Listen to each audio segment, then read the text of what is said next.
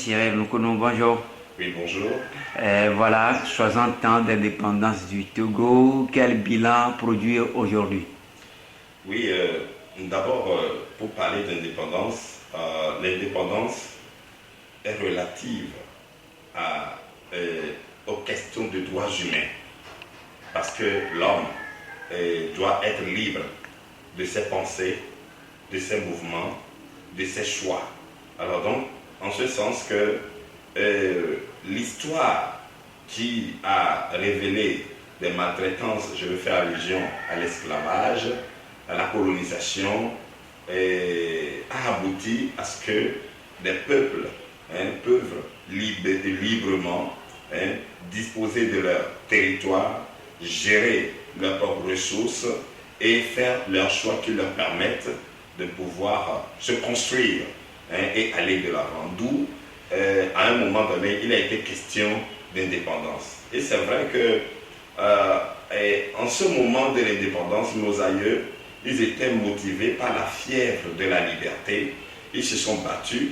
Ils ont eu le courage de dire non aux colons et d'opter pour une autonomisation, c'est-à-dire avoir la charge de la gestion de notre territoire, de ses ressources et avoir la possibilité de faire des choix qui sont propres à nous pour notre avancement, pour notre vivre et notre évolution.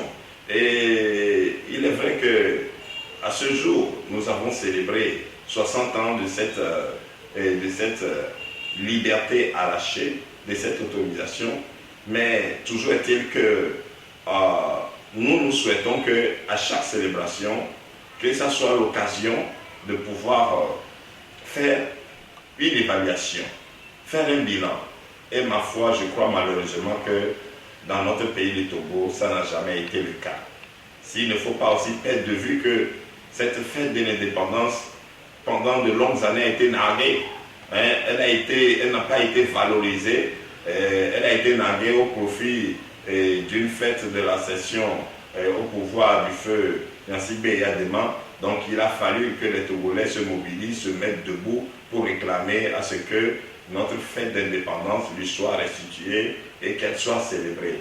Mais toujours est-il que je crois que c'est une interpellation qui nous incombe, que ce soit les forces vives de la nation, que ce soit les dirigeants, que ce soit les citoyens, c'est une responsabilité qui nous incombe qu'à chaque moment où nous devons nous commémorer cette lutte-là que nos aïeux ont menée pour nous arracher cette liberté, que nous puissions faire un bilan de ce sacrifice que nos aïeux ont fait, et maintenant un bilan sur notre marche, un bilan par rapport à quoi? Bilan par rapport à cet amour, parce que notre pays, le Togo, nous confère une identité, nous met à disposition ses ressources, ses richesses naturelles. Et je veux insister pour dire que les richesses du Togo, ce n'est ni aucun d'entre nous qui l'a mise dans cette réforme, sous cette terre. C'est des richesses que le pays nous offre gratuitement. Et le pays, en retour, tout ce qu'il requiert de nous, c'est de l'amour. Comment montrons-nous de l'amour pour notre pays? Comment montrons-nous du respect pour notre pays? Et ma foi, je dis que nul ne peut prétendre aimer son pays sans aimer son peuple. Nul ne peut prétendre aimer son pays sans aimer son frère togolais. Et nul ne peut prétendre aimer son pays sans ne pas respecter les ressources que le pays met à notre disposition à tous et non pas à certains. Non, les ressources du pays sont à la disposition de son peuple, de nous tous. Alors comment respecter ces ressources-là à travers une bonne gestion, à travers la reddition des comptes, à travers la valorisation de chaque citoyen? Comment faisons-nous de manière à ce que les populations, les citoyens se retrouvent dans la gestion, dans la gouvernance du pays? Je crois que c'est autant de questionnements qui doivent interpeller nos consciences. Nos consciences, si jamais elles étaient patriotiques, si jamais elles étaient motivées rien que pour l'intérêt du pays, ça doit nous motiver. Et ceci également est relatif à l'aspect politique, etc. Donc je pense que ça devait être une occasion d'évaluation, un bilan où à l'approche de la célébration de la fête d'indépendance, que les forces forces vives de la nation se retrouvent.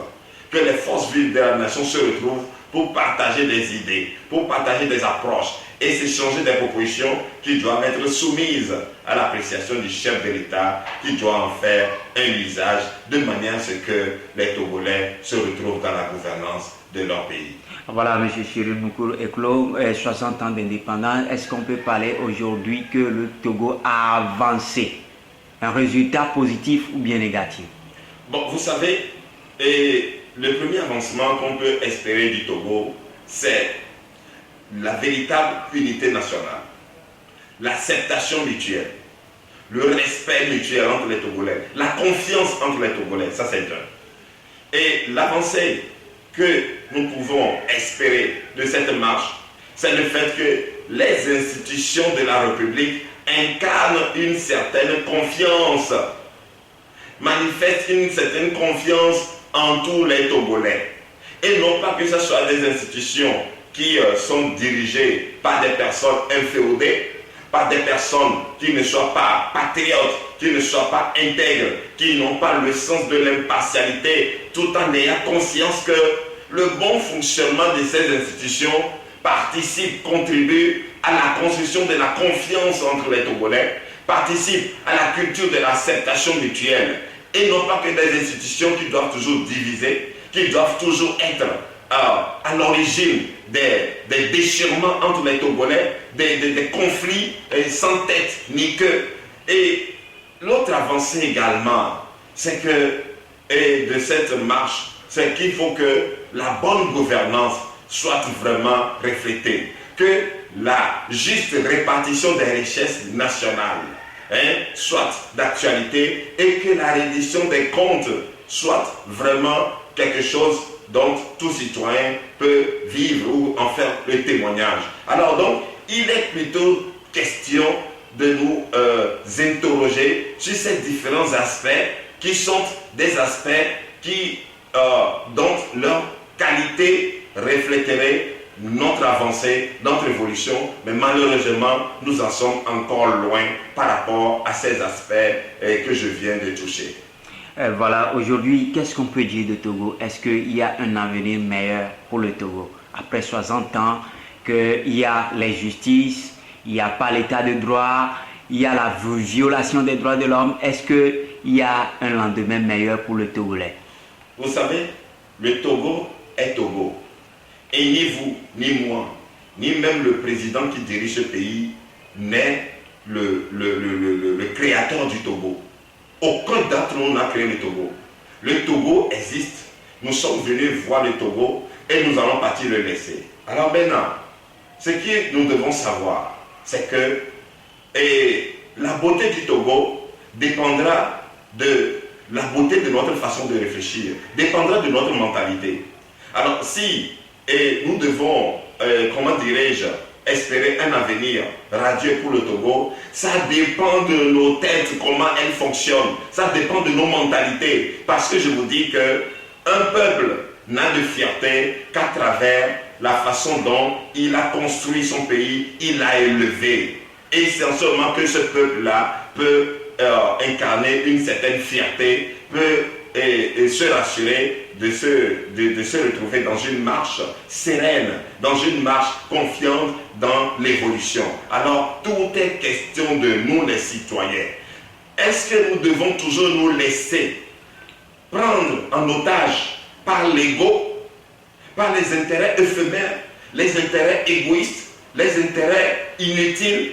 Nous devons prendre conscience que ceci est une gangrène, est une maladie pour nous les Africains, dont nous devons prendre conscience et faire l'effort de nous en guérir. Parce que l'ego, les intérêts immédiats, les intérêts personnels sont ce qui constitue d'entrave pour nous pour aller de l'avant. Et parce que ça nous empêche de nous souder les coudes. Ça nous empêche de comprendre que le Togo a besoin de chaque citoyen pour sa construction, pour son évolution. Alors, pour certains de se voir plus aptes que d'autres, pour certains de se voir plus intelligents que d'autres, c'est suicidaire.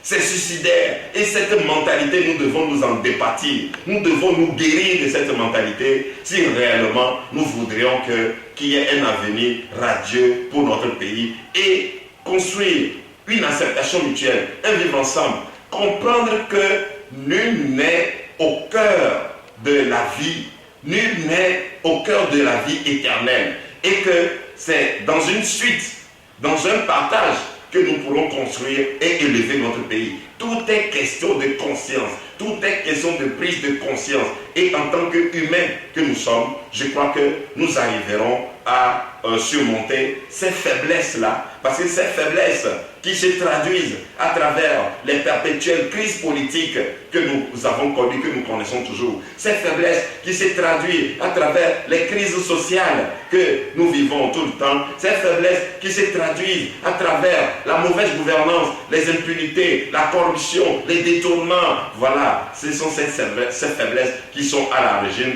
de toutes ces réalités. Alors nous devons en prendre conscience, prendre de la hauteur et nous dire que nous devons nous guérir de cette gangrène.